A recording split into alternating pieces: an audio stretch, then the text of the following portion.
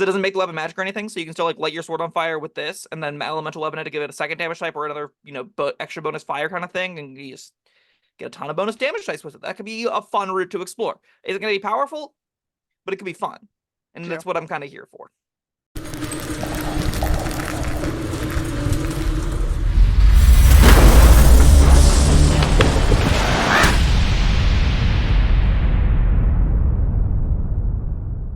Hello, friends. Robert Bevan here, author of the Caverns Creatures series of comedy, fantasy novels, and short stories. With me is Sam West, and today we're talking about the feat, gift of the Chromatic Dragon. Ah, I got a flaming hairbrush. I stab things. All right. Inspiring. This is a feat from Fizban's Chromatic Dragons. I like this book a lot.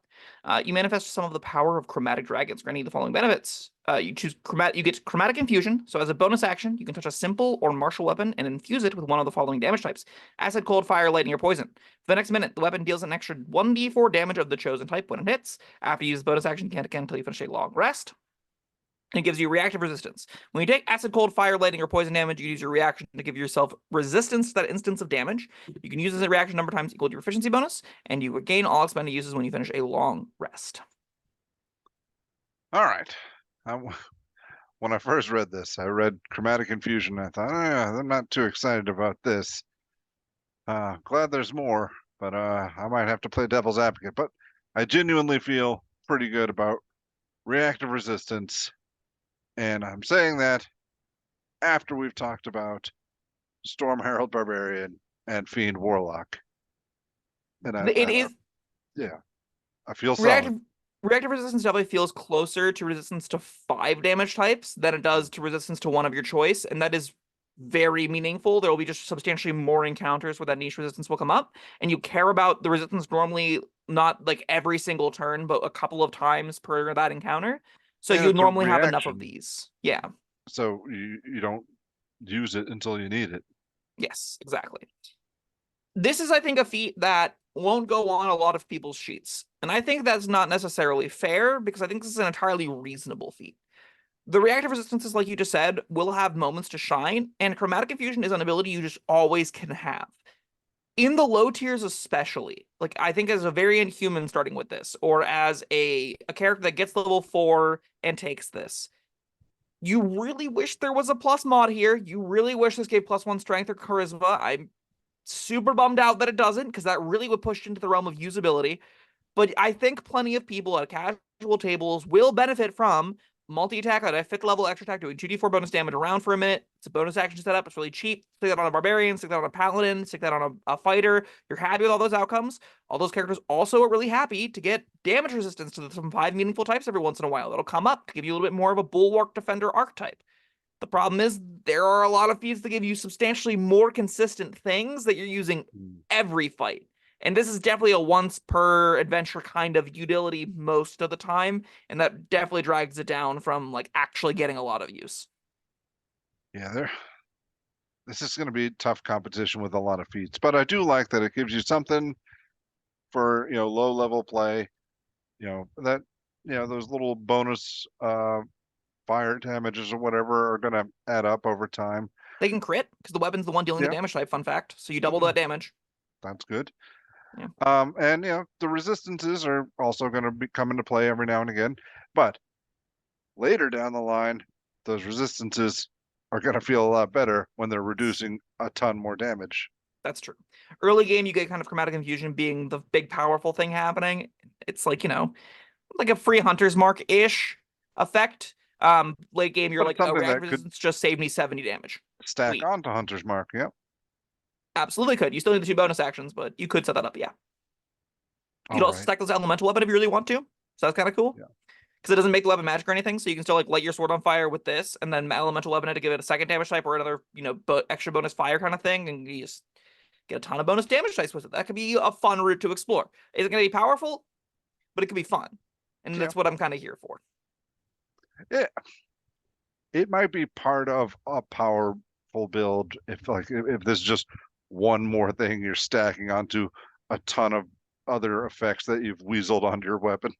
Yeah, this could be the kind of thing where like maybe you're a super dedicated like build into fighter and your objective is to see how many extra dice you can stack onto one type of character's attacks. And like this is just an extra feat that just adds another type of damage that can add a D4, Yep. right? Like if you're in some kind of build that's 3 levels of assassin, so you can auto crit, and you want to see what's the as many dice as you can roll on a crit in a turn. This probably is part of that sheet as like a scientific experiment, not Right. Like, necessarily a practical build, right?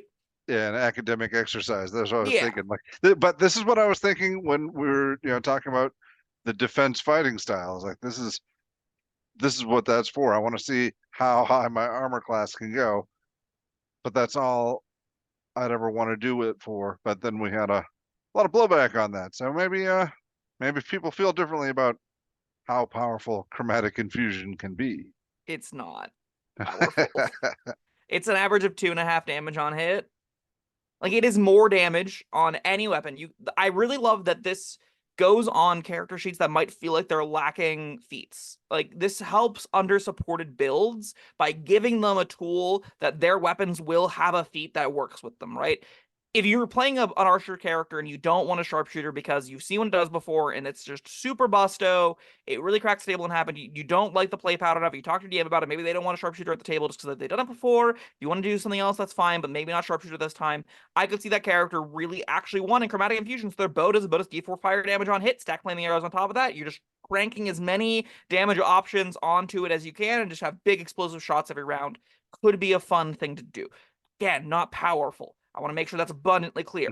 Fun, not powerful. I The like reactive fun, not resistance, I think, powerful. is the more powerful thing here. Yeah. I do think in the upper tiers that has come up a lot. Just to clear it up, you did just mention it, but you cast this on the bow, not a specific arrow. Correct. Right. So That's a huge difference. yes. I said flame arrows, which was a poor example because that spells a dookie. But yeah, you cast this on your weapon. The weapon gives the property to the damage it deals, which includes the ammunition it's firing. All right. Yeah. Anything else you want to say about it? A lot of people aren't going to take this, and I think more people should. I do think it can. If you're a kind of person that is going into a table with newer players or players that aren't invested, and you are the kind of person that's super invested and has read all of the most recent content, you're keeping up to date on the playtest stuff, you are very much engaged with the game, and you want to build a character that is flexible and uses off the wall kind of abilities, but isn't taking over the game, this is a feat for you. That is narrow, right? That's not a lot of people because the average casual players aren't going to find this because it's nestled in Fizban's Treasury of Dragons, and a lot of other people are going to say this is just not good enough for my table, and they're going to be right. It usually isn't going to give you enough until it's like your third or fourth feat or whatever after your base build's done. I think there is a home still. I think the home makes it the combination of when this is relevant. Still, I don't think pushes this above a 2. I really want this to be a 3, but mana D4 is not enough, and the reactive resistances don't affect enough encounters that I'm happy with it.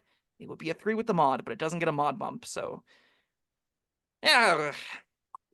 I'm gonna give it a 3 because I want to take it, but I'm probably not going to. Yeah, exactly, right? Yeah. That mentality. It's like, it's just a D4 on hit. But yeah, I think there are some builds out there that could that could be the little extra bit of juice they want, and the resistances later on down the line, or you're gonna be happy you have them. I definitely could see like you squish this into a build close to its like finale, and you just don't even care about chromatic infusion. You're just like, yeah, I just want resistance to these 5 damage types 5 times per long rest. Thanks.